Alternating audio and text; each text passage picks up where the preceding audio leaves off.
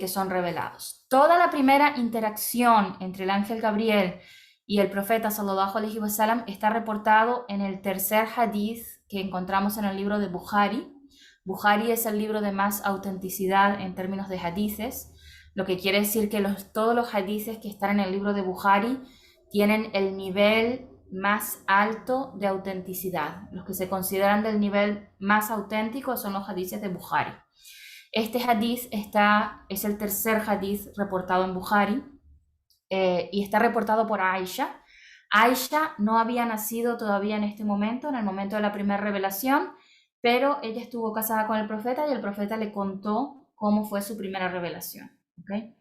Entonces Aisha narra que la primera manifestación de la revelación al mensajero de Allah, sallallahu alaihi wasallam, esto está en la página 84, acá, ¿okay? La primera manifestación de la revelación al mensajero de Allah, sallallahu alaihi wasallam, fue la visión verídica de sus sueños que notablemente se volvían realidad en todas las ocasiones.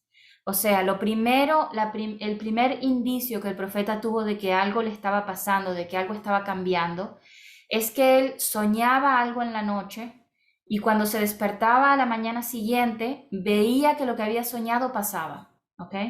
Cada vez, ¿ok? Tenemos, todavía existen, yo conozco varias personas que tienen sueños y que a veces esos sueños se hacen realidad, ¿verdad? Como que esos sueños son como un aviso de algo que va a suceder. Pero muchas de estas personas, ¿verdad? Que tienen sueños así, a veces como que necesitan un poco de interpretación porque los sueños no son súper claros. Los del profeta eran completamente claros. O sea, él veía algo en la noche y a la mañana siguiente pasaba exactamente así. ¿Ok?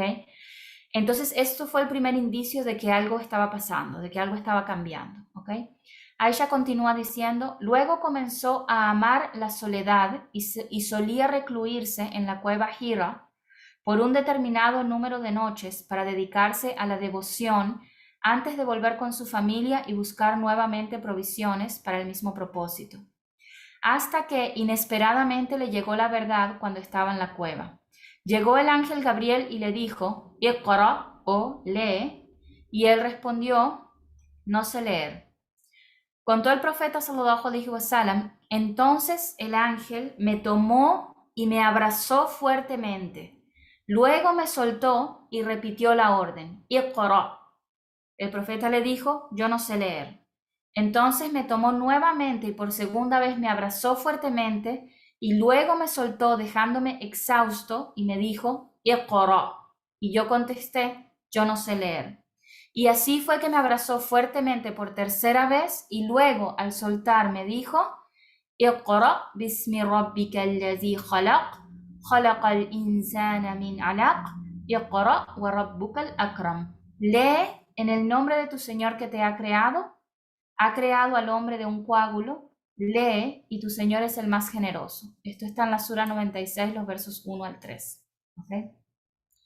Luego el profeta, Aisha continúa diciendo el hadith, luego el profeta sallallahu alaihi wasallam,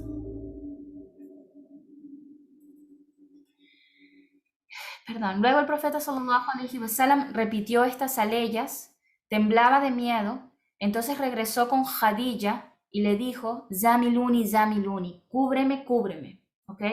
Ella lo cubrió hasta que él se tranquilizó.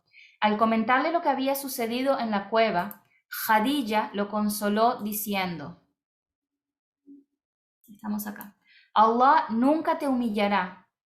¿Por qué? Porque tú mantienes los lazos familiares, cargas con las dificultades de los débiles, asistes al pobre y al necesitado, agasajas a tus huéspedes y te esfuerzas por solucionar los problemas que afligen a la gente.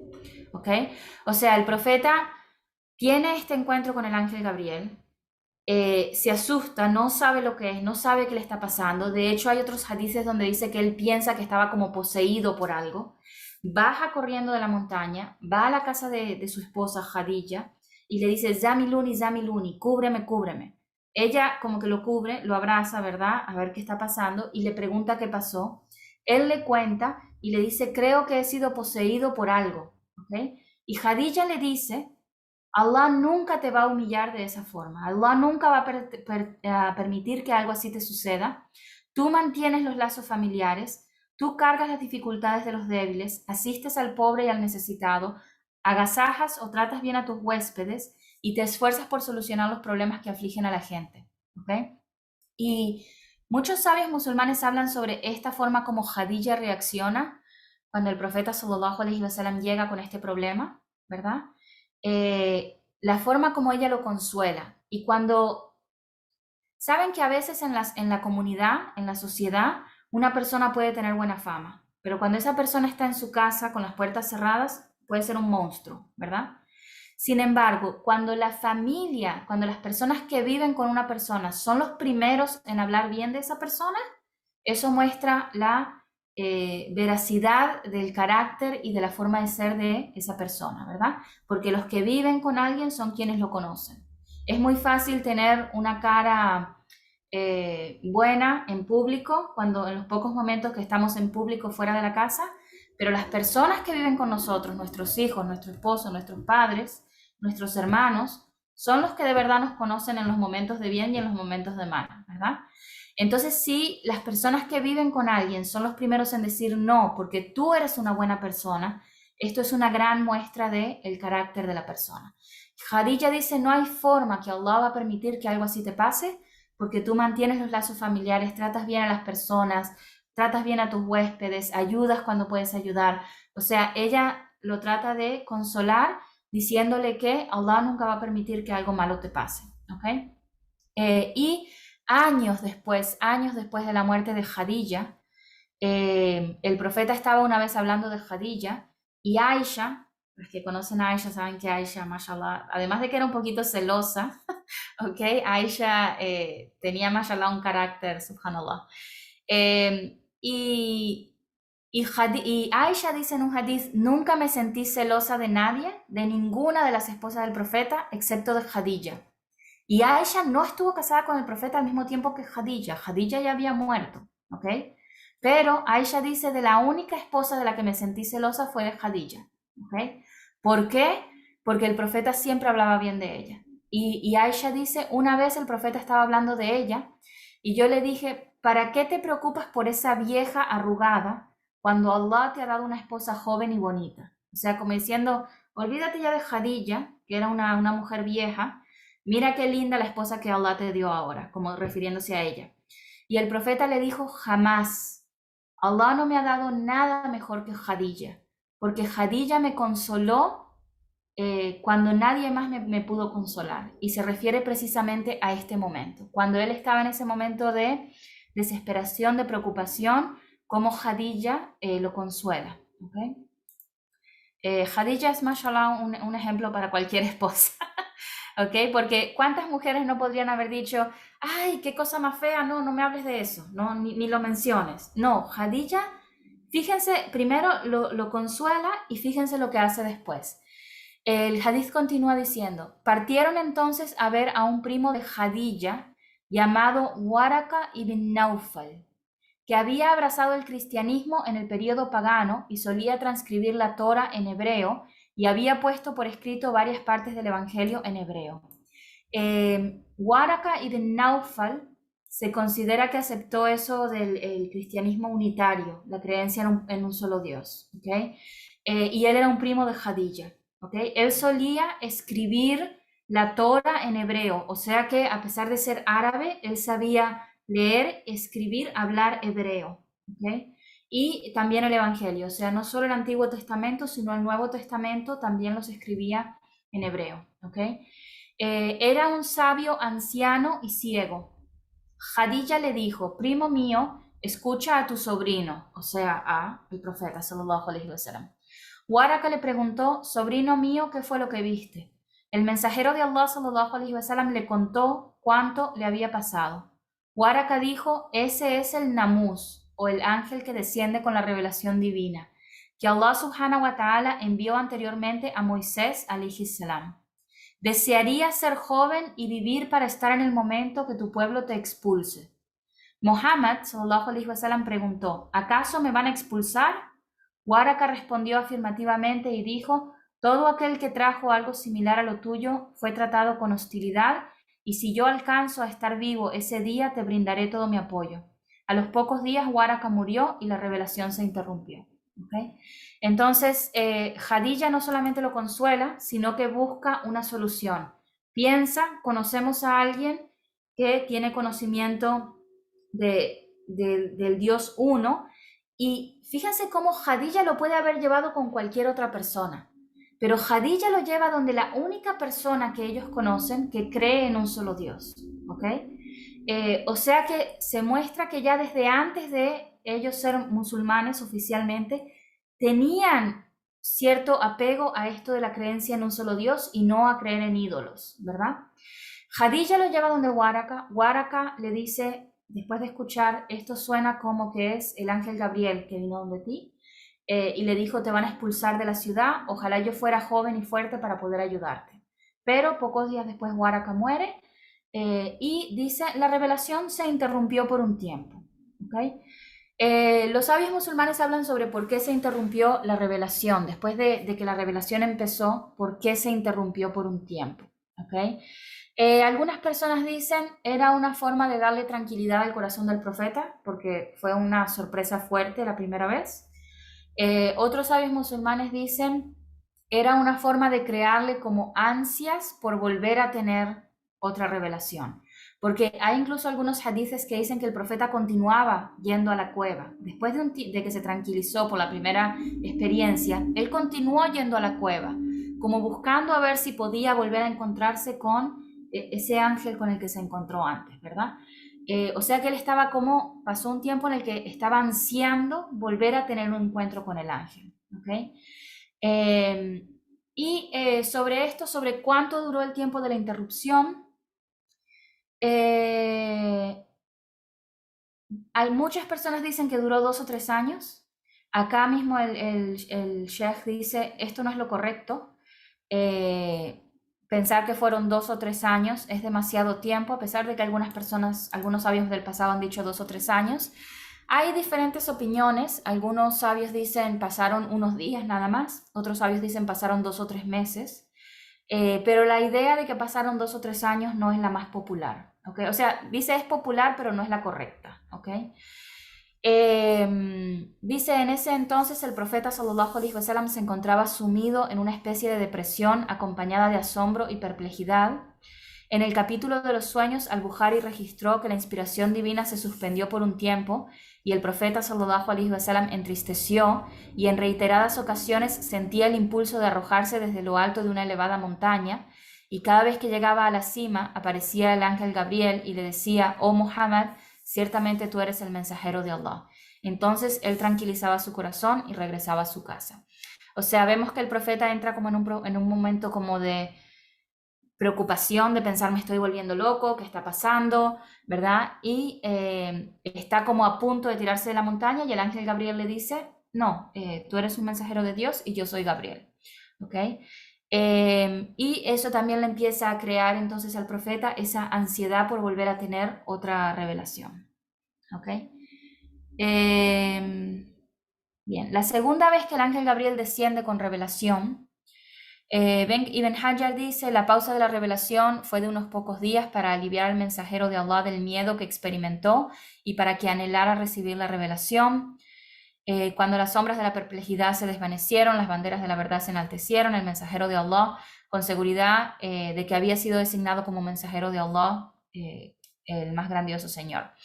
Entonces el profeta sallallahu alaihi wasallam reporta cómo fue su segunda experiencia con el ángel. Dice, mientras estaba caminando, escuché una voz desde el cielo. Miré hacia arriba y era el mismo ángel que me había visitado en la cueva Hira. Estaba sentado entre la tierra y el cielo. Me asusté y me arrodillé. Fui para mi casa y dije a mi esposa, Muzammil, Muzammil, envuélveme, envuélveme. Entonces Allah reveló las siguientes aleyas, la sura 74, el verso 1 al 5, que dice, Ya ayyuhal mudaththir, fa'anzir. Lo voy a poner un poco más grande para poder leerlo porque...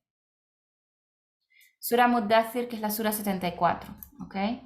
Dice, Ya ayyuhal mudaththir, o tú que te envuelves en un manto, porque él le pidió a Jadilla otra vez que lo cubriera, y los versos dicen, ya ayyuhal mudaththir, o tú que te envuelves en un manto, qum fa'anzir, ponte de pie y advierte, wa rabbuka fakabbir, proclama la grandeza de tu Señor,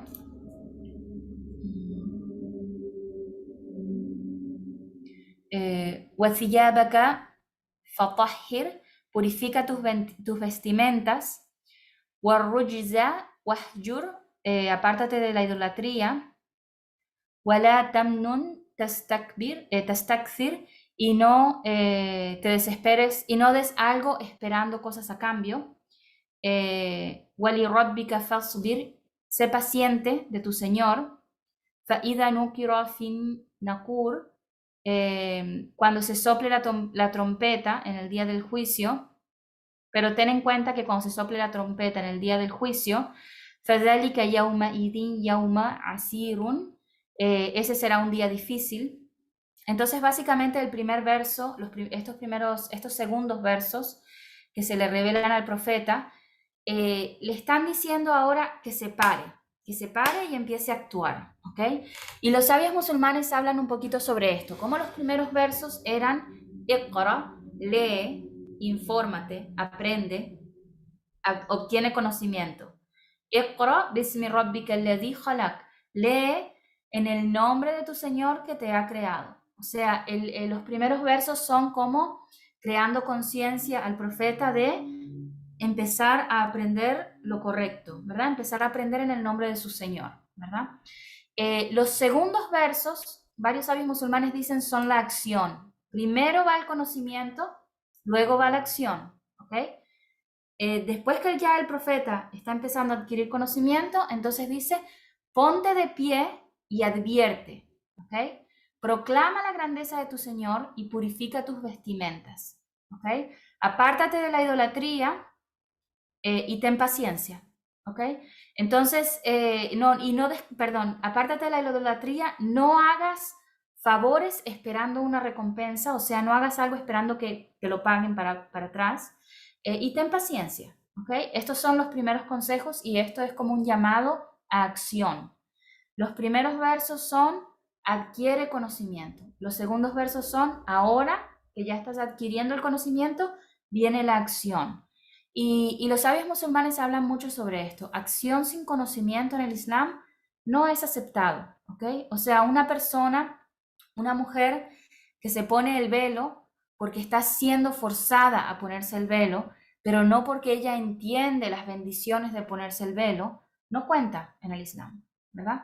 Una persona forzada a hacer cualquier acción en el Islam no le cuenta para recibir recompensa por esa acción. Si una persona hace el salá o la oración, pero no entiende la necesidad de hacer el salá o no entiende que esto es algo que es una conexión entre ellos y Allah subhanahu wa ta'ala, si lo está haciendo solamente por hacer los movimientos, por decir que cumplí, pero no con entendimiento de lo que está haciendo, entonces esa acción no cuenta, ¿verdad? Y los sabios musulmanes sacan muchos aprendizajes de que estos sean los primeros versos. Primero conocimiento, después acción.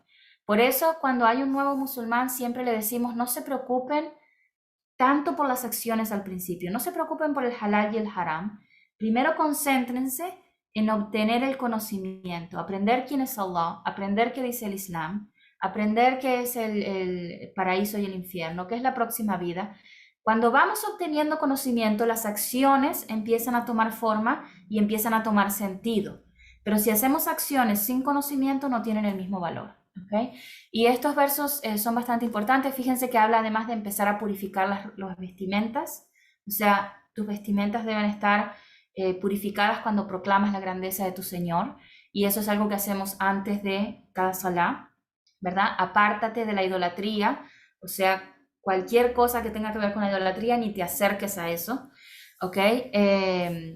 No des esperando cosas a cambio. Y es interesante si ven los primeros versos que Allah revela. Los primeros versos que Allah revela siempre hablan de la importancia de hacer buenas acciones y no esperar nada a cambio. Y esto es uno de los primeros versos que Allah revela. Cuando hagas algo, cuando des algo, no esperes nada a cambio, ¿ok? sea, hazlo como quien dice fi sabilillah, por Allah, pero no esperando que esa persona te lo recompense a ti de ninguna forma. لِرَبِّكَ fasbir. Y ten paciencia de tu Señor. Ten paciencia con tu Señor, porque sabemos que el profeta además se estaba poniendo desesperado, ¿verdad? Quería tener ya las próximas revelaciones, ya estaba un poco desesperado. Ten paciencia, las cosas vienen, ten paciencia, ¿ok? Bien, vamos a apurar un poquito el paso porque si no, no nos va a dar tiempo de terminar. Y voy a dejar como 10 minutos para preguntas hoy. Me puse una alarma para que la alarma suene, así paro y da tiempo de preguntas. Entonces, esos fueron los primeros versos. El hadith termina diciendo, luego de esto la revelación se hizo más frecuente y regular. O sea, después de que hubo un tiempo de pausa, cuando vuelve esta revelación ya Ayyuha al-Mudaththir, cuando vuelve a empezar la revelación, se empezó a hacer más frecuente y regular. ¿Okay? Pueden leer, hay más hadices que hablan más en detalle, pero eso es la idea general. Describe en las próximas partes los versos que les acabo de describir, purifica tu vestimenta, aléjate de los ídolos, todo eso. Después habla sobre las distintas formas de revelación. Esto lo pueden leer para tener conocimiento, pero no es algo necesariamente infundido en lo que es la vida del profeta. Bien, vamos a hablar entonces de la primera etapa